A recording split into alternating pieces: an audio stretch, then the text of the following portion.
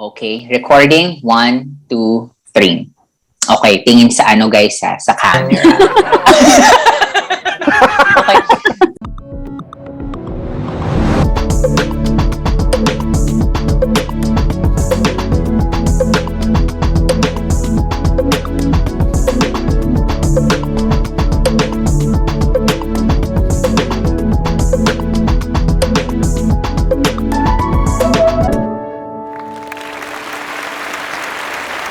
So guys, welcome to BPO Night Live! Yay! Mga kaBEEPs, did you enjoy our GB ng lagim? Ay, super! Course. Yes. Ang gagaling ng guests natin doon ha. In fairness. Yung mga guests na yun, sana bumalik ulit sila. Kaya nga, I love Pia Pusit by the way. Ay, naku, Yes, sorry, hindi na mga- siya makapat. Dapat i-guest ulit yon si Pia Puset. Ang juicy ng mga ano niya, kwento niya. Yes. Sabi And pala also nung- pala, Juicy ng also pala lips guys, niya. shout out to John Vic Mahinay kasi super nag-enjoy talaga siya. Like every after episode, Yes, nag-PM siya sa akin. Hello! Hi, John Vic. At si ano, Thank si you. Madam Lady Guard, si Madam Rowena. Hi! Oo, true to life daw yung And mga then- stories ng mga guards talaga. Uh-uh. And then I'd like to say shout out to my sister-in-law for being so supportive. Sabi nga niya, di ba, yung pamangkan ko nga doon, kaya nakausap na daw tayo, kala niya. Aww. Hi Riley, hi Rachel. And Ang to my taray, best friend in kanya-kanyang Sweden. shoutout. And to my best friend in Taray. Sweden. O, ako naman, shout Practice. out to my ex. O, eto ka, o. Ayan. Shout out to mga ex! Tinatawagan mo. Napaka-savage mo doon, mother. Grabe! Shock naman Okay. yun. Alam mo, Diyos speaking ko. of savage, alam nyo mga kabis, mga savage ngayon, nowadays, yung mga taong hindi nagbabayad ng utang.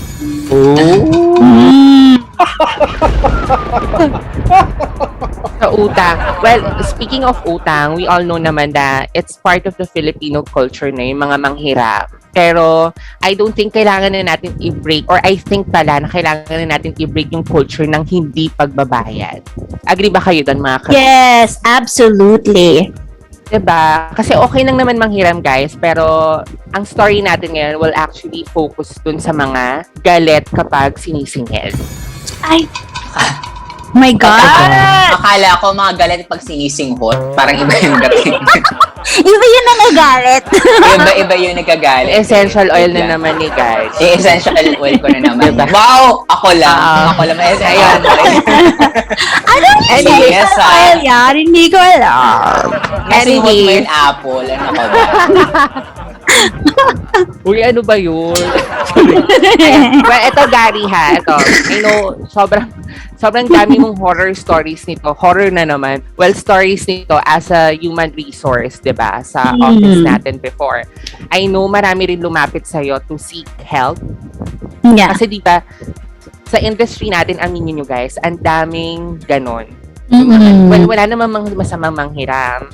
Pero di ba super uso sa industry natin yung, alam mo yung, ano ba yung parang loaning company, tapos Mga may loan guarantor sharks. ka. Yes. Doon. And then, ang masama pa nun is yung ka-office mate mo yung ginawa mong parang representative or witness pa. Guarantor. Oh my Guarantor. God. I hear those stories, pero buti hindi nangyari yun sa akin first hand. Well, ako luckily, sa sobrang daming nag-offer sa akin na alam mo yun, pakiusapan ka, ang bait-bait sa'yo. Pero thank God, never ako nag-yes sa kanila. Ay, tama Talaga. lang. How about you guys? Meron ba kayong mga ganong experience na nag-yes kayo and then by the end of the, kayo na yung sinisingil ng loaning company? Kasi nga, No nag-state na yung office mate nating di ba? Although, ang alam ko, yung ganyan, may mga teammates ako before, nung agents pa kami, syempre nagigipit yung mga tao na short, ganyan, or may mga bayarin. Pinapahiram nila yung ATM nila. I think that's how they do it. Para kahit walang guarantor, what they do is, yung ATM nila from, your BDO. Hello, BDO! Pa-sponsor mo. Your BPO company. Ganun sponsor, ha? yan. Your BPO company na payroll account, yung ATM nyo, yun yung binibigay dun sa yung loan shark. So, hindi sila makaka-withdraw. So, i-withdraw lang yung, parang babawasin yung, I'm imagining how big the loan is kasi binabawas lang yung loan payment and then kung ano matitira doon. Sa sweldo. So, that's, yun, hindi yung may hawak sila. Ang problem is, if tumakbo yung nag-loan. Correct. Kasi, syempre, iiwan ko na yung card ko sa iyo eh. Parang ganun eh. Yeah. Correct. And what they normally do kasi is they are reporting the card as lost kahit hindi naman. Para hindi makakuha yung parang loaning company dun sa debit card or anumang card yan. Kasi nga, di ba, pinak-close na siya. And then, dun na nagsastart yung mga horror stories of sinilat. Oh, no. Luckily, wala naman ako ganong experience na eksakto na naging co-guarantor ako ng mga nangutang. Pero ang dami kong experience ng mga nangutang tapos bigla na lang nag-disappear. Oh, no. Diyos ko. Sarap nilang isa-isahin. Tsaka iba-ibang circumstances, ha? May iba't iba. Actually, pwede na ako sumulat ng libro ng iba't ibang klaseng nangungutang. Why not? Ni Francis, meron yan all the way from Cebu pa. Inaano siya, inutangan. Kasi nakarating din yun sa akin eh. Diba? Merong harapang pangungutang, may remote na pangungutang, may pangungutang na remote na pangungutang effect. Pero yung pinakamatindi na ikukwento ko talaga, yung pangungutang na may guilt trip. Ikaw pa yung ginawang parang ikaw pa yung naging guilty sa pangheheram, gano'n. Na kasi nagpahiram ka, gano'n. Yung tipong sinila na pagkatapos ayaw magbayad. Guilty pa, no? Pinaka-guilty. Nako, maraming levels pa yan. Ikaw ba, Gar? Ito siguro hindi papautang to. Hindi ako nagpapautang kasi before, noong mga 2000, early 2000, when I started sa BPO, nagbebenta ako kasi ako mukha akong pera. So meron akong side hustle. Kasi nga, di ba, you need to have, you just can't depend sa isang source of income, di ba? So meron akong mga pabango, meron akong mga pabango noon sa mga pabags, meron akong mga nagbenta or meron akong mga naging clients before. Tinakbuhan na ako dun sa pabango. Magkano din yung worth 10,000 din yun. Pabango at saka bag. Oh no! I mean, and that's way back ha. Isipin mo 10,000. Saan ka kukuha ng 10,000? Wala, di ba? Malaki yun. Sobrang laki. Tapos, pa rin.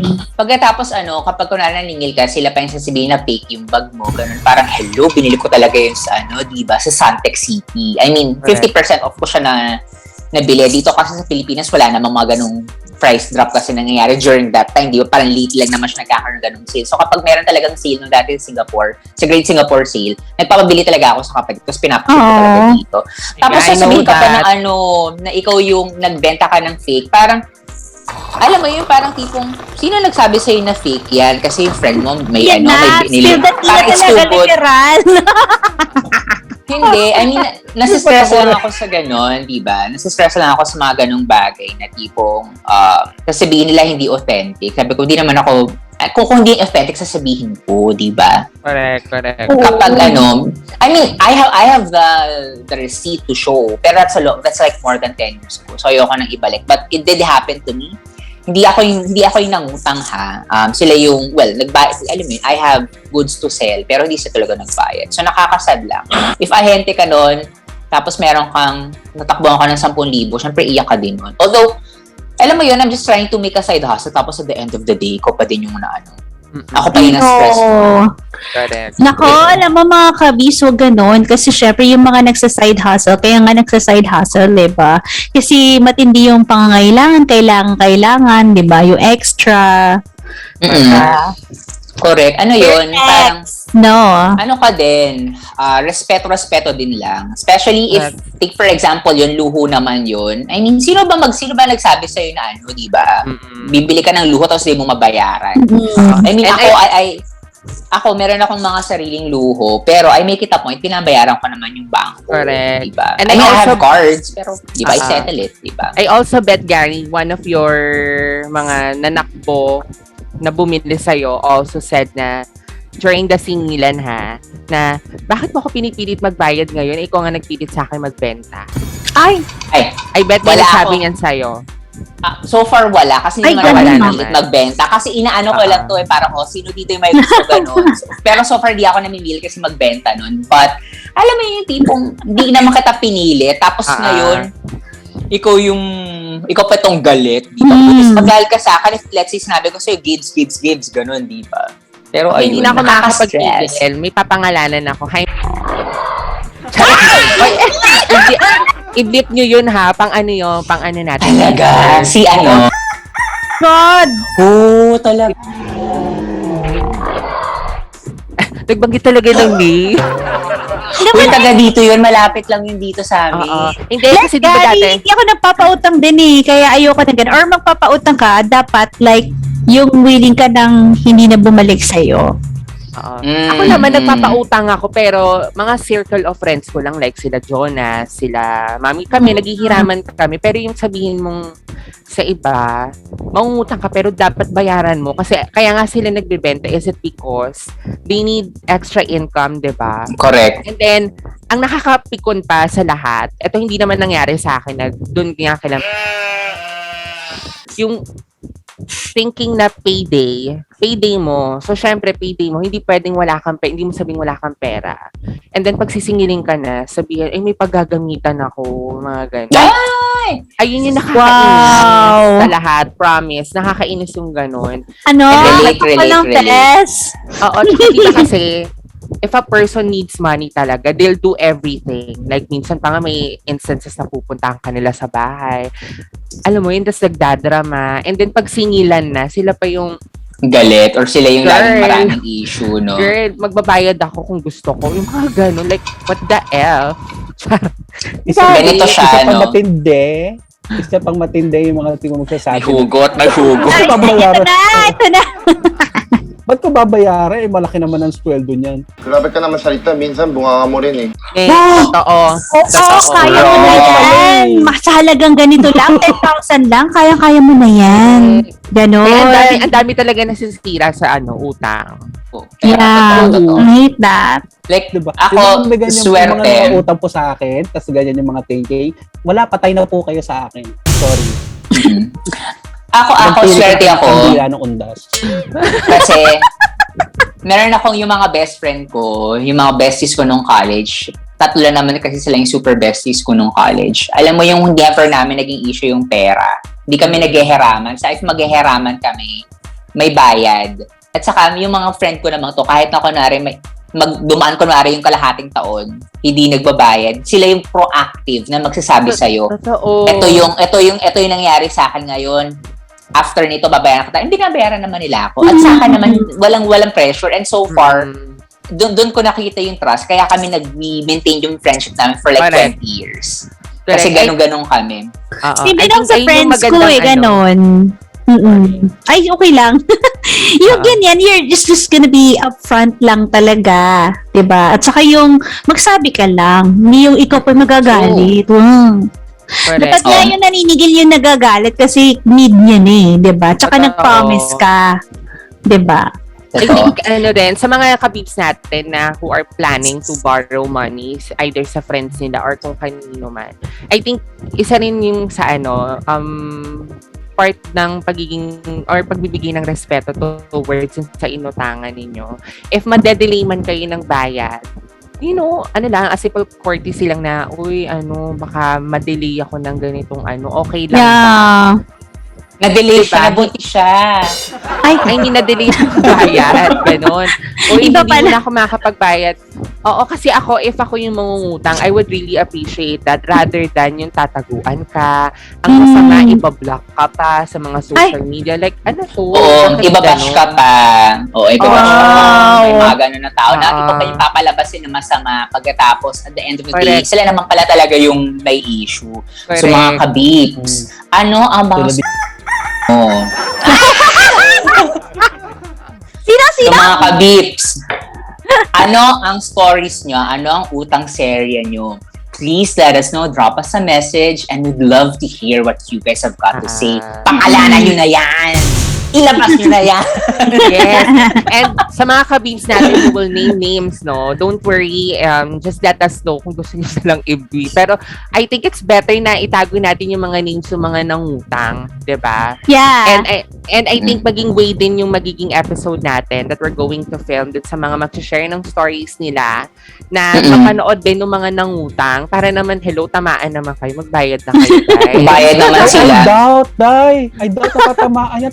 Na yung isa 10 taon na wala pang paramdam. Why lang. Yan, no? Oh my God! Kapal na Ganito mukha. lang yan, Kapal ng kaBEEPs. tayo sa tumbong If you know that you have payables, if you have payables, so mga kaBEEPs, if you know that you have a lot of payables and liabilities, don't depend on one single source of income. There are other ways that you can hustle. We all go through life, diba? And it's normal to have credits left, right, minsan center. But ang pinaka-importante dyan is if, let's say, one process, diba, is not working, then you come up with a different way of how you will earn money. Correct. Or two different ways of how you earn money. Or what you really have to do, edi, i-budget mo. Believe it or not, ako nagsi-spreadsheet nga ako eh. Kasi well, it works parang tipong alam mo kung saan ka, pwede mo i-adjust para hindi ka mag-offset sa budget mo, diba? So, yun lang yun. And in Kaya naman ako doon sa mga Yes. mga taga-support, nag-Excel kayo, mga kapal na mukha ninyo, sabihin niyo wala kayong spreadsheet. Isa-isahin ko kayo. Mga Oh my God! Ang galit ako, alam mo kung bakit. analyze kayo, kami na ina-analyze. Oo, ang prinsipyo ko sa buhay, ang utang na hindi bayad, nakaw. Ay, totoo. I agree. Ay. Nako. Mga Okay, highlight kaBEEPs yun. warned. Mainit na init Totoo. na usapan nito. Carla, anong exciting yung episode natin ito ha? Kasi number 1, bibigyan natin ng source para mag-guilt or reason para mag-guilt yung mga utangera, mga nanakbo ng utang. Alam mo yun, I think this is a perfect venue talaga para pag-usapan natin yan. At i-correct, especially sa natin, sa industry natin, kasi ang daming ganyan. Kaya mga kaBEEPs, if you want to share your stories, this is the perfect time to do so. Yes. Yes. At para sa mga bagong-bago sa BPO industry, treat this as a warning. Yes. At saka Okay. wag lang padadala agad, kasi sa culture natin, it's like both good and bad naman na feeling close ka agad. Correct. And sometimes you think you know, but you have no idea. Uutangan ka lang pala. Super nice sa'yo sa una, then uutangan ka, and then next thing you know, nakawul na siya. Ay! Nako. Super bad. Mm-mm. At Okay. din I think perfect na din tong episode natin because it's a 13-month season. Alam na maraming mga abangers. Abangers ang utangers. Okay. And just as promised, na ang dami talagang utangeros and utangeras in the industry, and we have a lot of happy stories here. And I am very happy, we're very happy to welcome our guests today. Yay! Hello, Benjie and Mommy Tin! Hello. Hi. Hey guys. Yes, so they have interesting stories. Naku, ang daming stories niyan. And I actually am very interested to hear what Benjie has to say kasi napaka-weird itong story niya about the Utang Serye. So, take it away, Benj. Sure. So, well, to start off, this guy was one of my agents in my previous work. He's kind of known to be kind of a troublemaker. Even when he was working with me, he's had a lot of issues. So anyway, fast forward, I'd say 4 years after, he sent me a message. We were not even friends on Facebook, so I guess he looked for me. And then he sent me a message asking if he can borrow money. So at that point, I had I have extra in my Gcash, so I sent him 400. Kasi my principle, whenever somebody asks for money for the first time and they have somewhat a legitimate reason, I figured if I give him a generic amount, then that would stop them from asking in the future, because they're probably not going to pay it anyway. So yeah, whenever I give money, my mindset is that I'm never going to get it back. So I might as well give an amount that I'm not going to feel bad losing. So anyway, I sent him 400 pesos. And a week after, sure enough, no, he sent me another message asking if he could borrow money again. I think, yeah, and I think his reason was, I think it was because he was looking for work and he needed money for fare.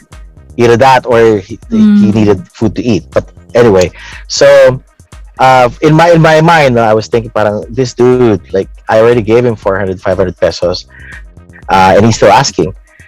So I told him, I was very direct. I said, I just gave you money the last time, so how come you're asking me again? And I said, I don't have any more money in my GCash. And he said, na parang, come on, you're in the BPO industry. Obviously, he's aware of my position, so he was kind of using that against me, in a sense that he was asked for money. So I was trying to be very respectful. I know these are hard times, right? So I don't want to be rude or anything. So I said, I don't really have anything on my GCash. And he said, you can easily go to 7-Eleven. Oh, wow. Transfer. I know. So May pinatago sa'yo, sir. I know, para may patago no? So at that point, no, I was already, I'm crossing over that kindness line that I have. But still, I'm trying to keep it together. I didn't want to ruin my day. And I said, I really don't have anything on my GCash. And this just really blew my mind when he asked, sir, I don't believe you in Tagalog. Hindi ka naniniwala.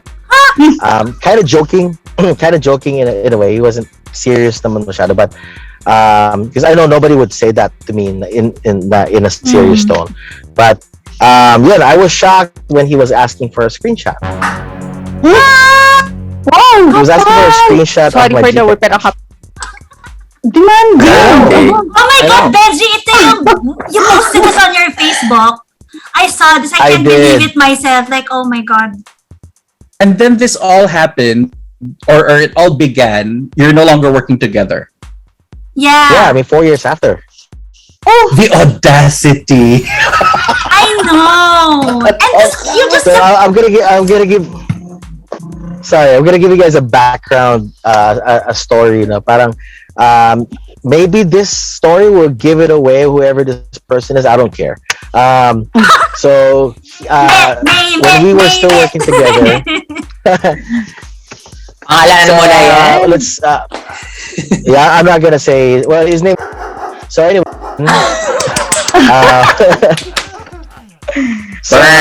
one day, the security guard called me, the security guard of the building called me and said that one of your employees is drunk at the McDonald's dito sa area, and he's sleeping inside the dining area.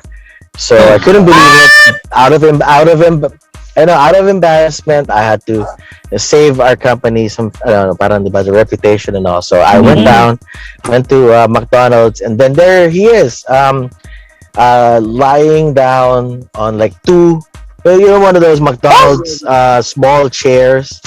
So he was lying down there, and the guard was trying to send him away, but he wasn't moving. He was sleeping. So then I had to wake him up, and then I had to escort him out, and that was the end of it. So just to give you an idea of the kind of person this patient was. Troubled. Trouble. So, yeah, I'm sure he has issues. That's I putting don't it really want to politely. judge. Yeah, it is. But yeah, anyway, so yeah, fast forward 4 years after. So we were at that point when he was asking for a screenshot. So sabi ko nga, sige, I gotta teach this dude a lesson. Anyway, he pissed me off already, so might as well indulge a little bit. So I said, sige, hang on. I'm taking a screenshot and I'm sending it over to you. And true story, I sent him a photo of me giving him the dirty finger. Good. Average. So when you asked for a screenshot, I gave him a photo of that. I support Now, this. siguro the next day or 2 days after, looking back, parang should I have done it? And my conscience says yes. I think I did the right thing. I've never declared myself as a nice guy anyway. My behavior patterns your behavior, so I think he deserved it. Super agree. But yeah, so I decided to post it on Facebook because I know there are several people out there who've experienced the same. And my intentions naman almost always is to teach, educate people, and at the same time add a little humor. So I posted it on Facebook, blurred his picture, his identity. I took a screenshot of our messenger conversation, and there, my Facebook exploded in a matter of hours. Yes, I was guess there. a lot of people were able to relate.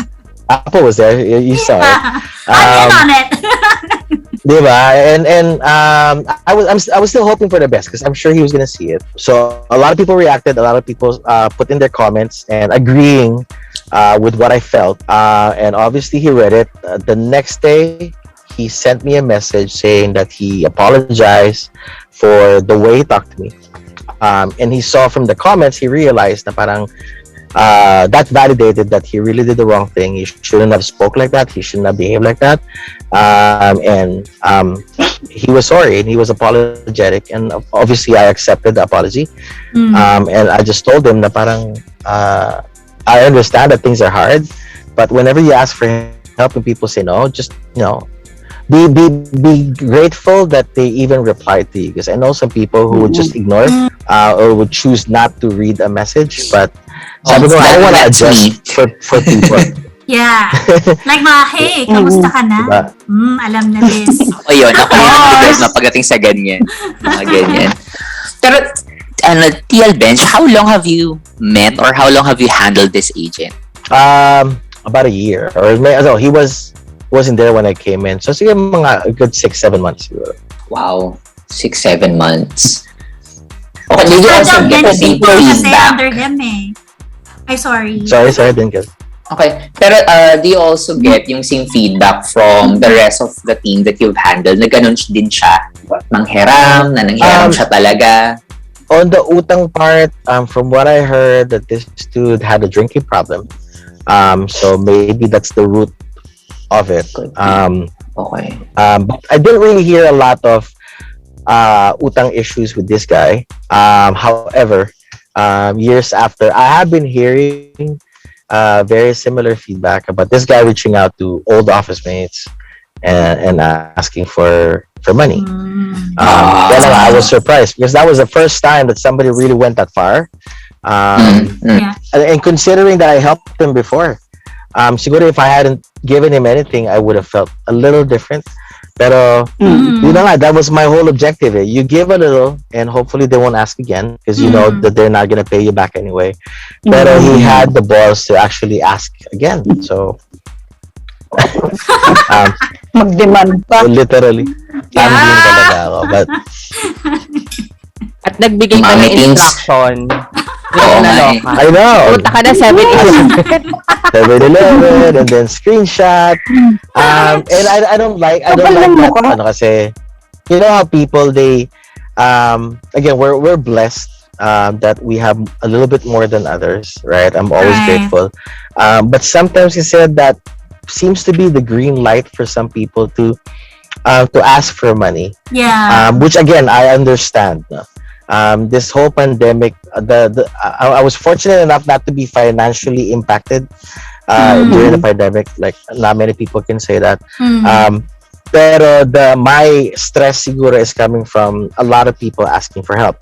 And we can only do so much. Siguro the first year I was like, sige, bigay whatever I have, no. But the year after, I started thinking about myself. Yeah. My funds were running low.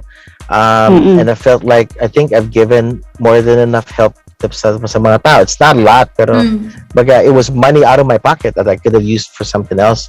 Right. So I got to a point where I was, much more strict in terms of who I help.